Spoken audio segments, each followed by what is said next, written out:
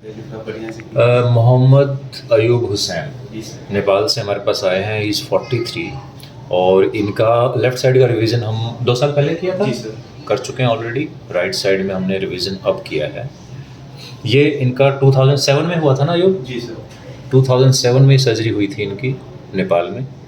इसमें अब प्रॉब्लम क्या आ रही थी कि जो फीमर बोन है वो पेल्विस के साथ बिल्कुल टच कर रही है। अगर आप इधर देखें तो पेल्विस और फीमर में गैप होता है, ये देखिए। इसी की वजह से मूवमेंट वापस आती है। लेकिन राइट साइड में इधर भी फीमर टच हो गई है और इधर भी टच हो गई है, तो दैट मीन्स कि इसमें कोई मूवमेंट नहीं है। उसका कारण क्या हुआ है कि इम्प्लांट अंदर सिंक कर गया है, इम्प्लांट अंदर चला गया है। और आप देखें अगर ध्यान से तो इधर बोन बिल्कुल थिन आउट हो गई है, बिल्कुल बोन बहुत कमज़ोर है। तो इसमें जब हमने सर्जरी करनी है, एक तो हमें ये जो एक्स्ट्रा बोन बनी है इसको हटाना है, गैप क्रिएट करना है, और ये जो इम्प्लांट है जो बिल्कुल थिन हो गया है, एक लंबा इम्प्लांट डाल के इस कमज़ोर बोन को क्रॉस करना है। तो ये हमने इनकी सर्जरी की है। ये है सर्जरी के बाद। तो पहली चीज़ तो हमने गैप क्रिएट कर दिया, देख रहे हो इतना गैप बन गया। दूसरा, यहाँ तक हड्डी कमज़ोर थी आपकी, उसको क्रॉस किया हमने ताकि हम मजबूत बोन में होल्ड करें इसको। राइट, हमने कप भी चेंज कर दिया क्योंकि जो उसका पॉली था अंदर वो घिस गया था। तो इसका मतलब है कि वो सिरेमिक ऑन पॉली है, तो आपको दोबारा ऑपरेशन की ज़रूरत नहीं है इसमें। ये ऑपरेशन अब लास्ट है आपका। तो अब धीरे धीरे इसमें मूवमेंट भी आएंगी।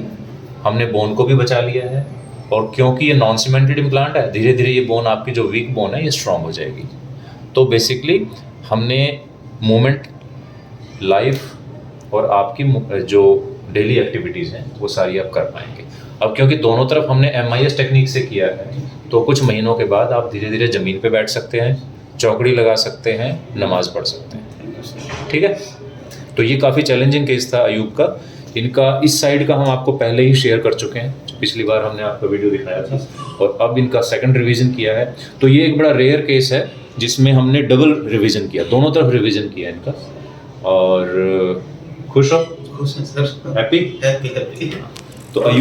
तो अयूब हमारे पास नेपाल से आए थे और काफ़ी निराश थे कि इनकी जो पहली सर्जरी हुई है उसका रिजल्ट अब इतना अच्छा नहीं आ रहा है। लेकिन मैं सही बताऊं तो आपका अच्छा रिजल्ट रहा है। जिस तरह का इम्प्लांट था, 15 साल आपने ठीक ठाक रहे यहाँ पे, तो यू शुड बी हैप्पी। कोई ऐसा पुरानी सर्जरी आपकी खराब नहीं थी। लेकिन जब ये सीमेंटेड इम्प्लांट डालते हैं तो 15 साल के बाद आमतौर पर रिवीजन करना पड़ता है, तो वही हुआ इनका। लेकिन अब की बार हमने नॉन सीमेंटेड इम्प्लांट डाला है और सिरेमिक डाला है, तो अब रिवीजन की जरूरत नहीं है। ठीक है जी? जी सर, थैंक यू।